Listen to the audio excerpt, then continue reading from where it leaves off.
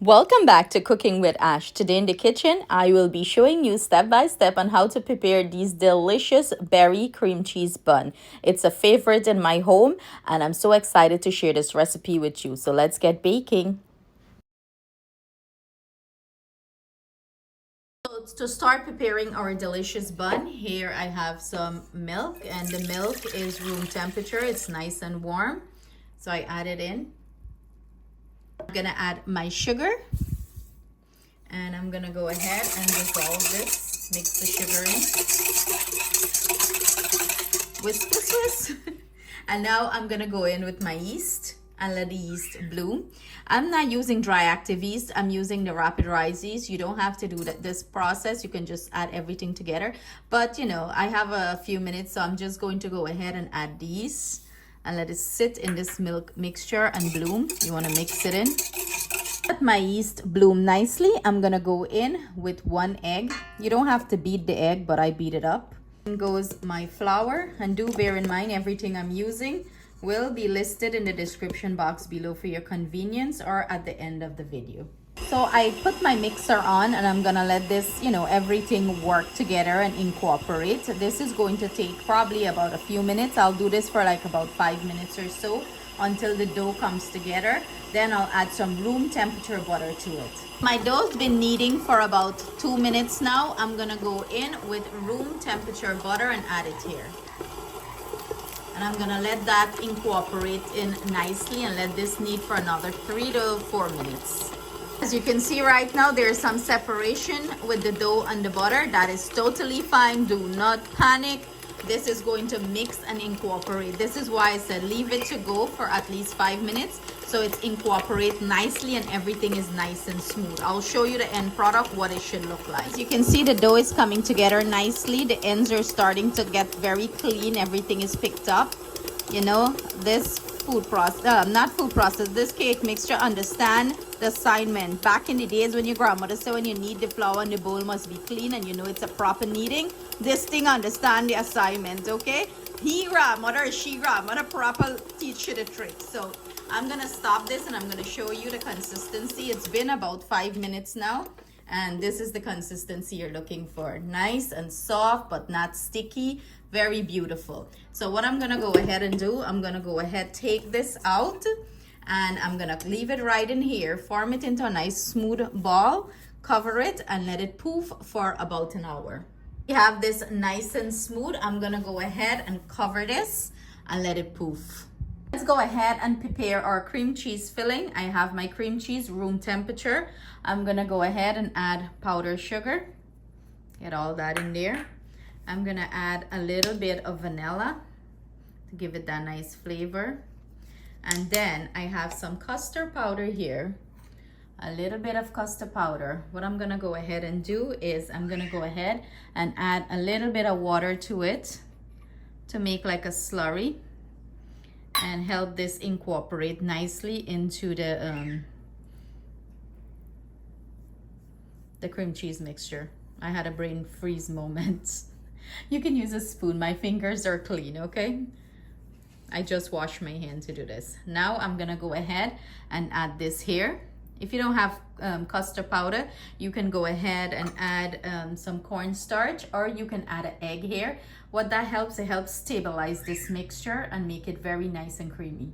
So I'm gonna go ahead and give this a good mix. Make sure everything is worked in and nice and incorporated here. Nice and smooth you want this mixture.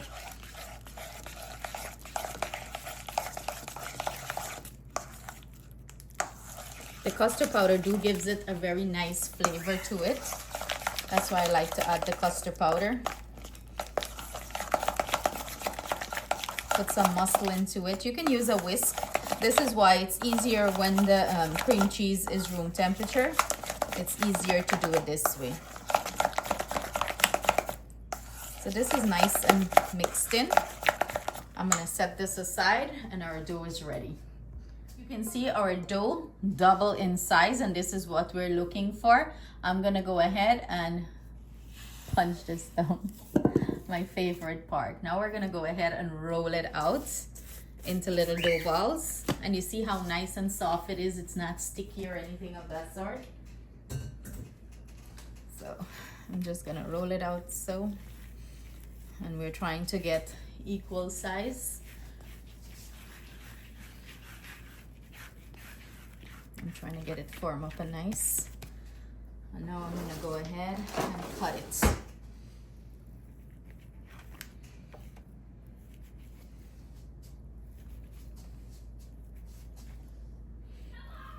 You can always go ahead and weigh them to get equal, you know, portions.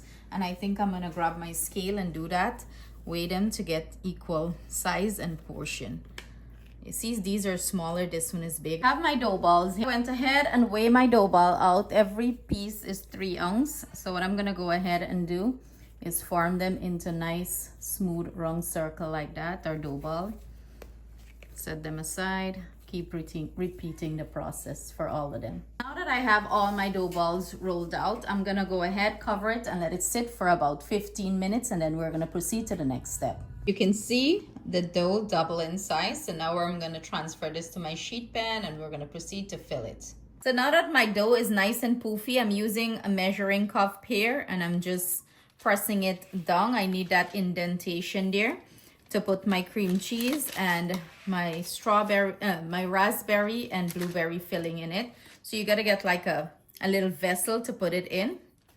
So you press it down nicely and you get that indentation. And you're gonna keep repeating the process until you get all of them like that.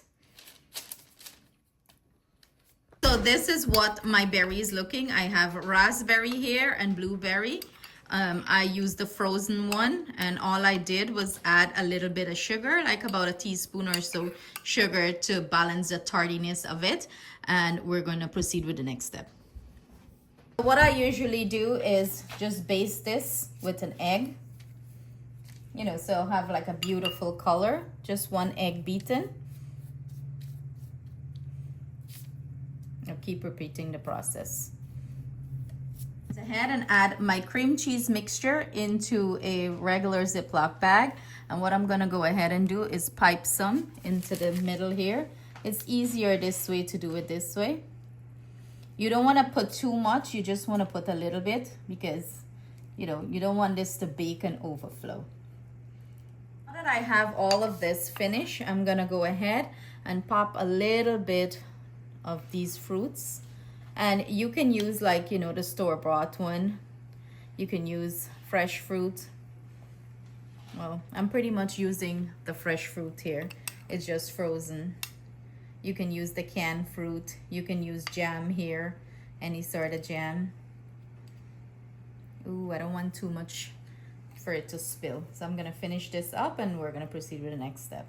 How pretty they're looking. So I have my oven preheated 350 degrees Fahrenheit. I'm gonna pop these in, bake them off, and then we're gonna enjoy some of these delicious babies. We have our beautifully tan taste tester. Look at her Barbados stand. She's gonna go in. Go ahead. Oh, that looks good.